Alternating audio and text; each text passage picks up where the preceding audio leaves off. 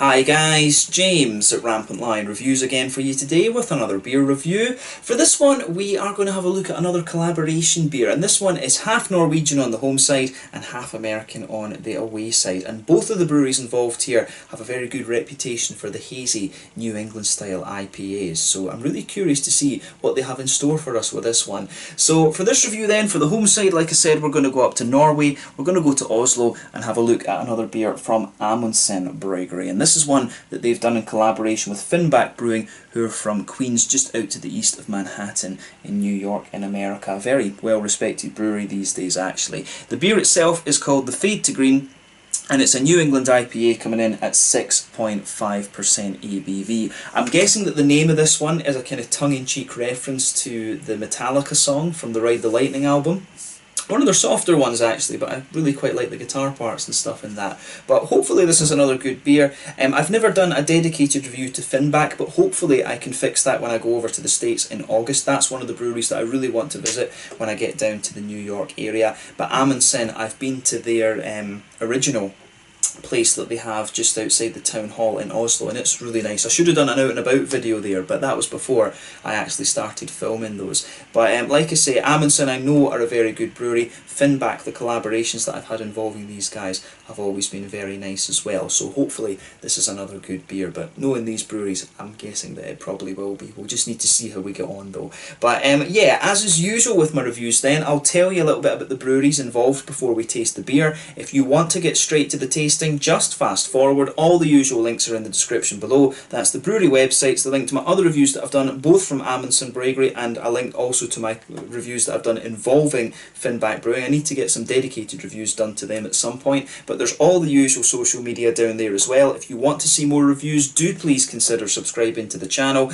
The whole channel of course has a geography based tagging system, so you can go into the homepage and search for beer based on country, city, state, county, prefecture, whatever it is you're interested in. Do check out the playlist of beers from different countries. There is one there for the Norwegian beers that I've reviewed for you, and another one for the American beers. This one will appear in both of those because it is half and half. And as always, please do get in touch and let me know some of the other beers and breweries that you guys would like to see me review. It's always great to hear from you guys that are watching the videos, and the support that you show the channel is hugely appreciated. So anyway, on to my brewery notes then, to tell you a little bit about the breweries before we taste the beer.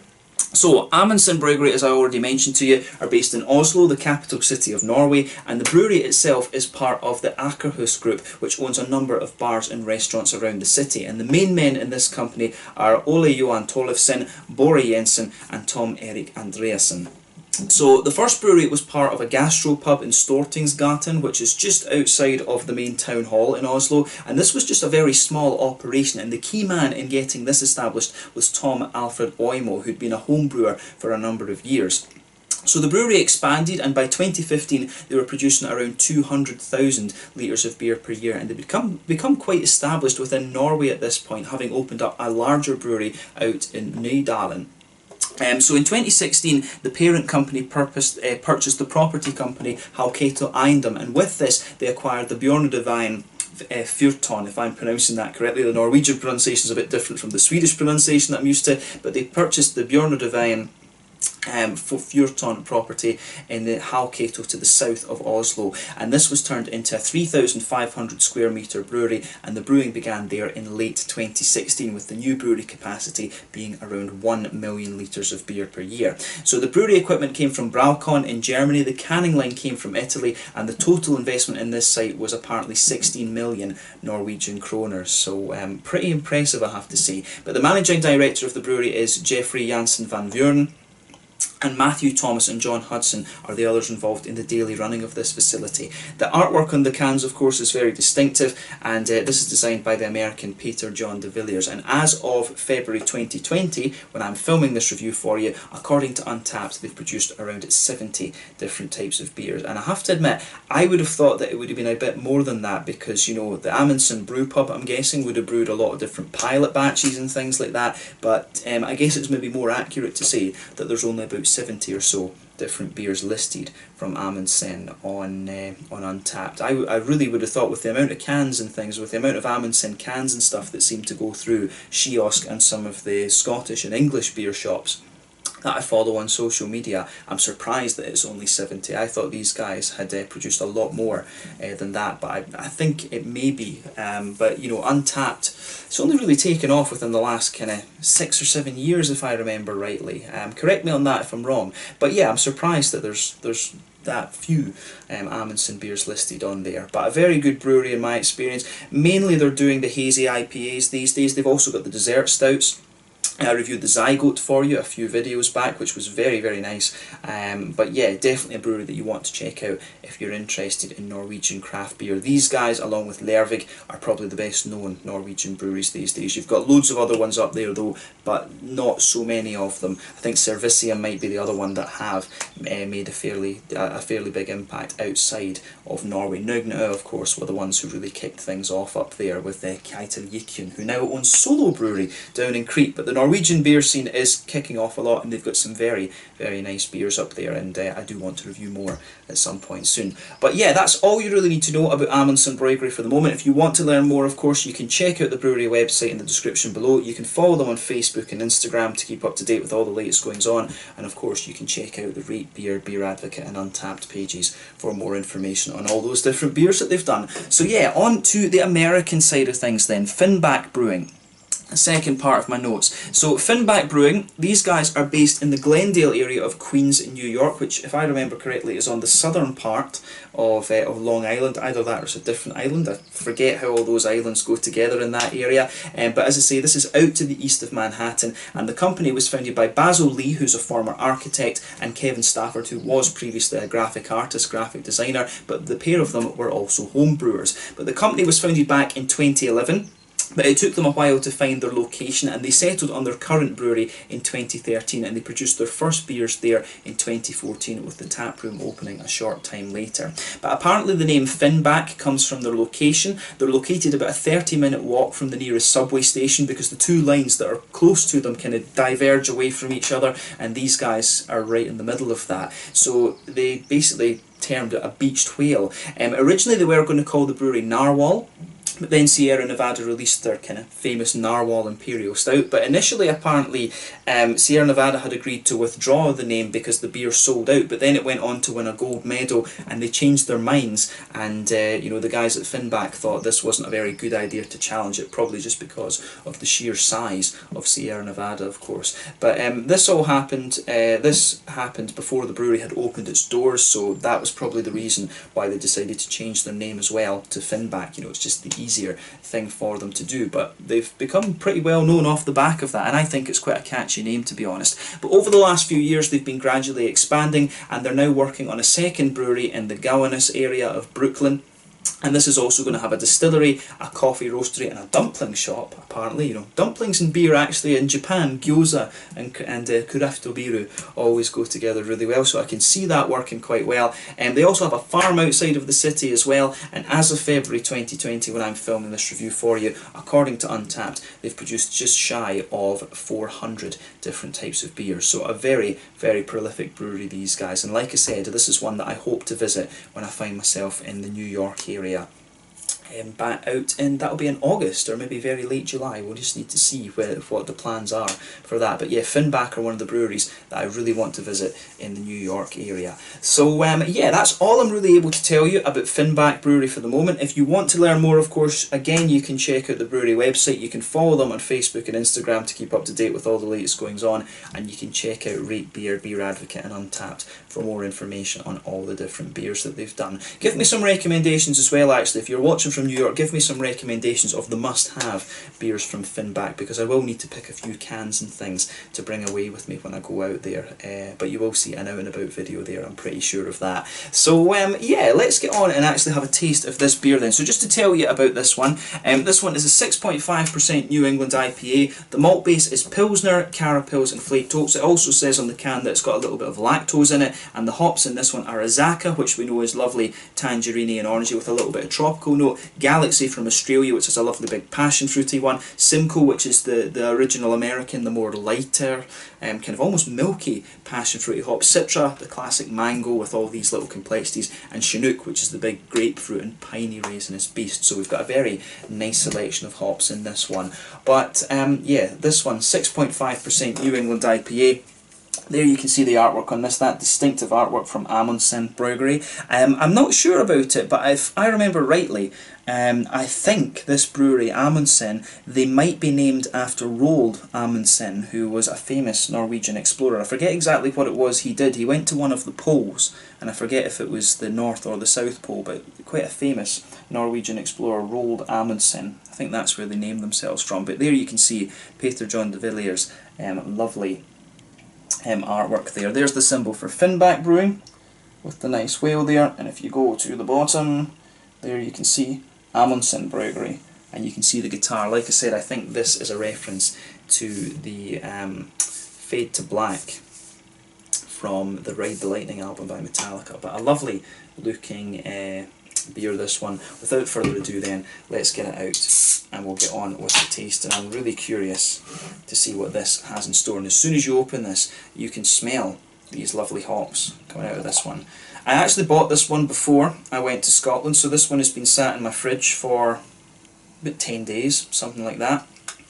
I bought this one on the way back from the Mikkeller Baghaven Wild Ale celebration when we went into Skiosk, and that was really nice. But yeah, as you can see with this beer, it's poured a lovely... I'm surprised there's no head on that actually. Don't know if there's something weird about this glass. I've had a few beers in this particular glass that don't seem to retain the head. But as you can see with this one, it's poured a lovely bright yellow colour. If I hold it up to the light, it is, you know, pretty much completely hazy, very, very bright yellow, kind of almost like a kind of peach juice colour or mango juice colour, this one. I've put my fingers behind the glass, there you can see, pretty damn opaque.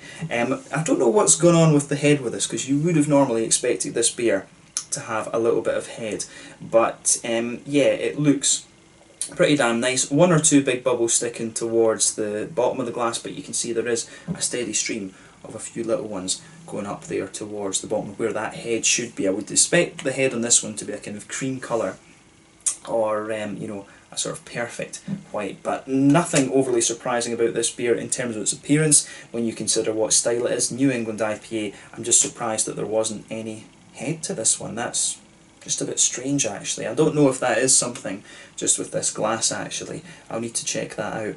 But yeah, it looks very nice. There's some lovely fruity aromas coming out of this, so let's have a closer look at that now then. Yeah, this smells just like a big juice bomb, to be quite honest with you. To me, it's the Azaka that jumps out straight away. It's those juicy tangerine oranges in there. You're getting a little bit of pineapple out of this as well, which I think that will be both Azaka and the Galaxy, I would think. Behind that, you're getting some of the stronger tropical fruits in there, which will be is passion fruit. So that again will be both the Galaxy and the Simcoe as well, because you do get an element of a lighter juicy fruit to this one. But you get the sharper kind of slightly citrusy kind of thing too. You're getting some of these orangey tangerine notes from the Azaka, and that I think is what kind of jumps out at you straight away. Then you get the sort of pineapple-y notes, which again is Azaka, but also a bit from Galaxy. The passion fruit sits in behind that as well in my mind, and probably the Chinook, I would think. The passion fruit and grapefruit have always been a bit, to me they always smell a little bit darker, and you can definitely get that in here. But I think the Simcoe, the sort of slightly creamy sort of fruity note that you get from the Simcoe, and of course Citra is going to give you some of those lighter smelling juicier fruits as well, like a sort of mango-y note. You can pick that up in here as well. The sort of, for me, the kind of darker passion fruity notes come out at the back of the nose, and that'll be Galaxy, and I guess the grapefruit that you would normally get from the Chinook is kind of contributing to that as well. But I don't seem to get straight up grapefruit out of this. This beer, to me, on the fruity side of things, leans towards that juicy sort of note, but when you first take in the aroma, it really is a little bit sharp and more juicy and things like that. That's really interesting.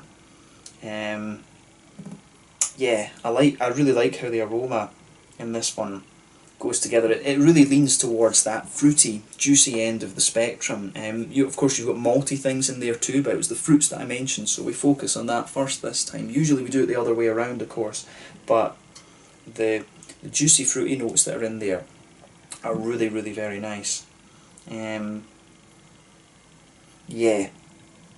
I think, yeah, the more I smell of it, the more you get mangoes. The Citra, I think, starts to come out a little bit later on, and mainly Citra is mangoes right enough, but it can sometimes give you like little bits of like gooseberry and lychee and things like that, and I do start to get those kind of softer tropical notes out of the beer later on. So I think when you take the aroma of this one in, it's the oranges and things that really they have a bit of an impact of you. You start to get the stronger tropical fruits as well, but I think this beer just mellows out and starts to lean towards the more mango-y, pineapple-y and those sort of lighter complexities that you'll get from Citra later on. It's an interesting aroma, that. I like the ones that make you think a little bit. On the green side of things, there is a bit of floral character to this. I'm not getting the big piney resins that you might expect from Chinook.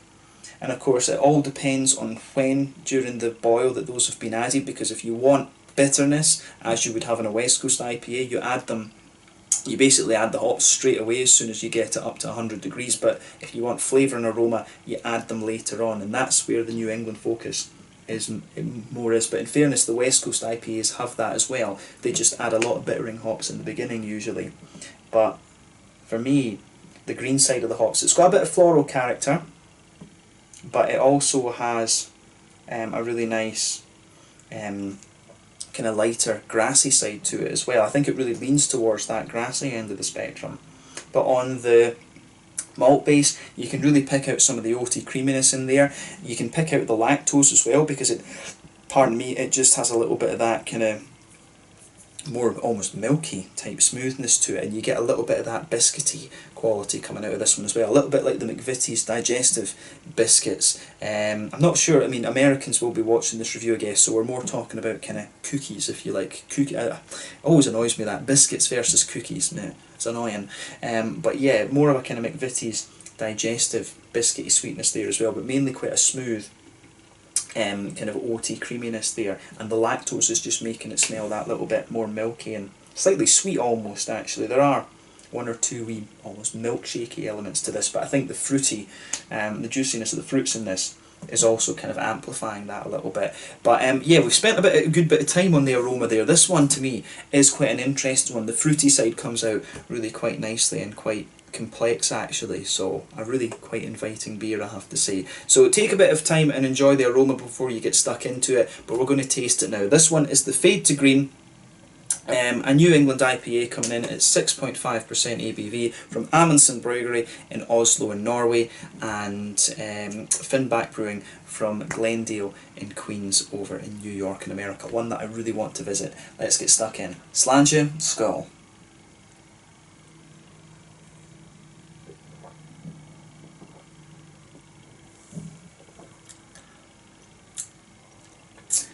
That's really nice actually, yeah.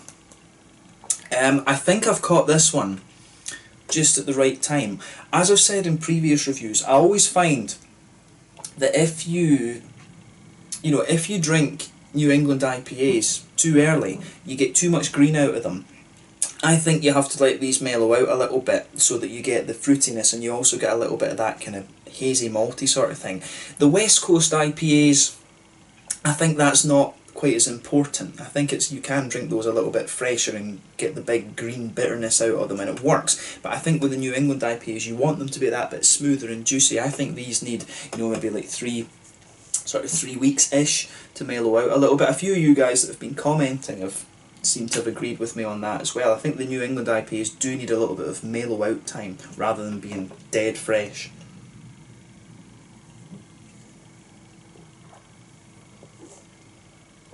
But I will say to both breweries involved here, well done, this is pretty damn solid. But knowing these two breweries, I'm not surprised. But yeah, let's try and break down the flavour of this beer then. So straight away, middle of your palate, you can feel that nice kind of, you can get a little bit of that pale malty quality, that blankets the middle of your tongue.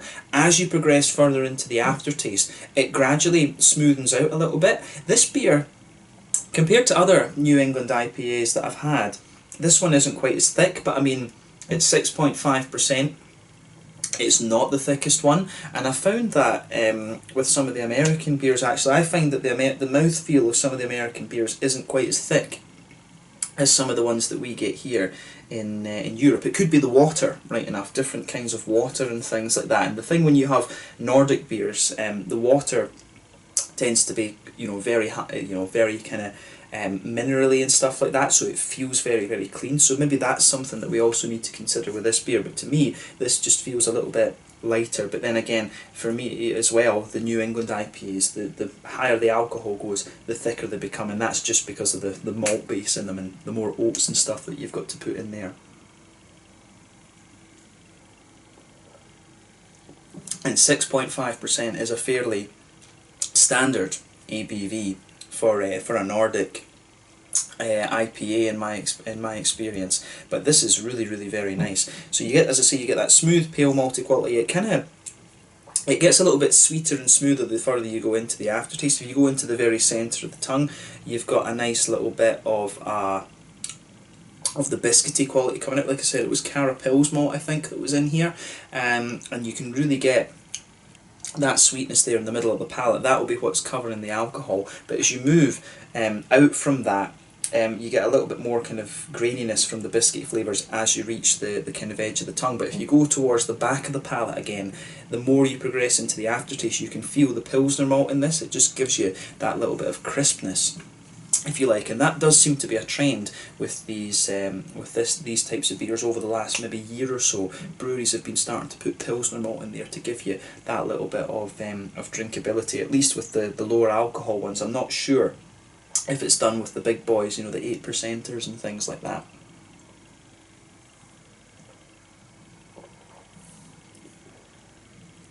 But I really like this one. This just hits a number of spots for me.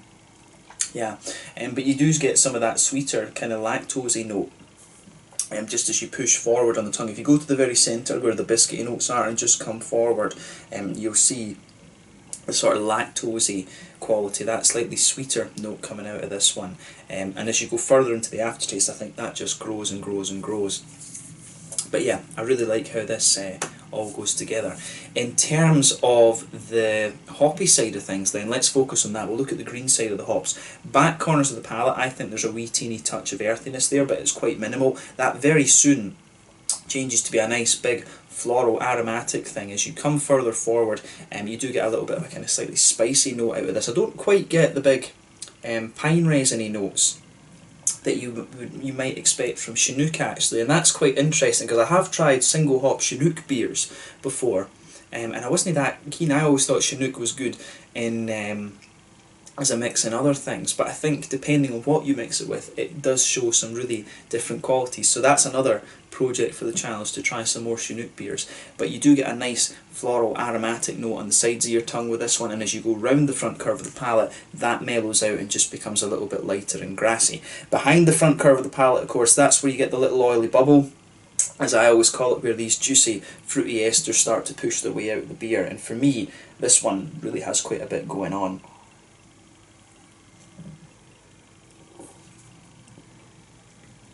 So yeah, if you go to the back of that oily bubble, you do get a wee bit of the darker grapefruit from the Chinook, but then it quickly becomes more, as you move forward, it becomes a bit more sort of passion fruity, I think, and that'll be both the Galaxy and the Simcoe in this one. The sort of more pungent flavours, I think, will be more Galaxy, whereas the lighter, juicier ones will be more kind of Simcoe. And as you move further forward from that again, you start to get a little bit of a kind of mango-y note. It's almost like you've got a kind of mix of mango, pineapple and a bit of orange there. I think the orange comes out a little bit further forward, right enough, and it's the Azaka and the pineapple comes from the Azaka and the Galaxy, and that's mixing together. The Citra is giving you the mangoes, I think.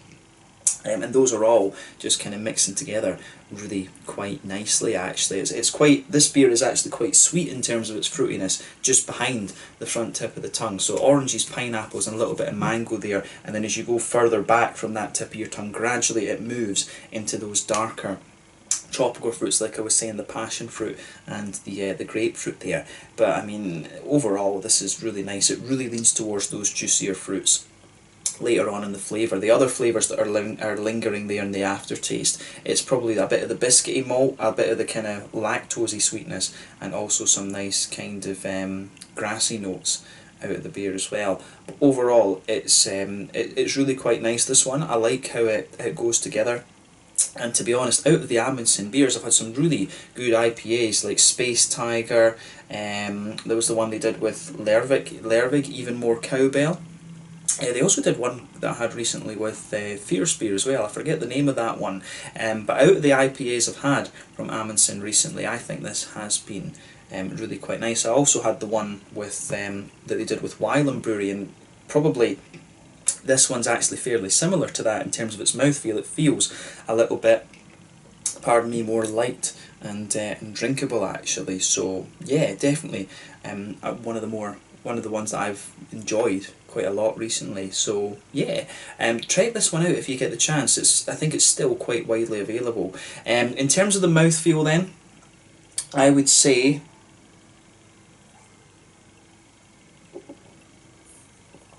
it's a mid-bodied beer. The carbonation is quite smooth on this. I think this is one of the more oily New England IPAs that you've had, or that you're going to come across. It's not the most oily, but I think it starts to lean towards that end of the spectrum. But it ticks a lot of boxes for me, this one. In terms of hoppy bitterness, I think we're talking, you know, the fairly standard 30-ish IBUs. I think we're definitely in that sort of region. The middle of your palate, you've got some nice smoothness to the malt base there. You've also got a little bit of sweetness too, which is nice. The sweetness, I think, comes out a little bit further on, and you've got some lovely juicy fruits to this one as well that just sit there into the aftertaste as well. For me, a good balance between the kind of orangey notes from the Azaka and the tropical fruits from all the other ends of the hops. In fairness, you maybe get a few of the complexities, like maybe a very slight gooseberry note as you go into the aftertaste with this from the Citra. But a beautiful beer, this one, and I'm glad that I was able to review this one. And to be honest with you, this is one that just kind of caught my eye for the name and the fact that it was a Finback collaboration, because I do see quite a few Amundsen beers. I can't review all of them, but you know, this is one that I was quite keen to look at, especially when I might go to, or probably will go to, Finback at some point in the summer. So yeah, thumbs up to both Amundsen and Finback for this one. I've really enjoyed reviewing this for you. So this one was the Fade to Green, a lovely kind of slightly more oily, drinkable New England IPA from Amundsen Bryggeri in Oslo in Norway, and Finback Brewing from Glendale, Queens, New York, over in America. Let's leave it at that. Thank you again for watching my beer reviews. As always, let me know your own thoughts on this beer in the comment section below. Let me know what your favourite beers are from Amundsen and Finback as well. No doubt we will return to both of these breweries at some point soon. I do have a couple more collaborations involving Finback and other Nordic breweries that you'll see over the next few videos. But thanks again for watching. Check out my social media, and I'll catch you guys very soon. The Fade to Green, a 6.5% New England IPA from Amundsen Bryggeri in Oslo in Norway, and Finback Brewing from Queens over in New York in America. Slàinte, skål, cheers, thanks for watching.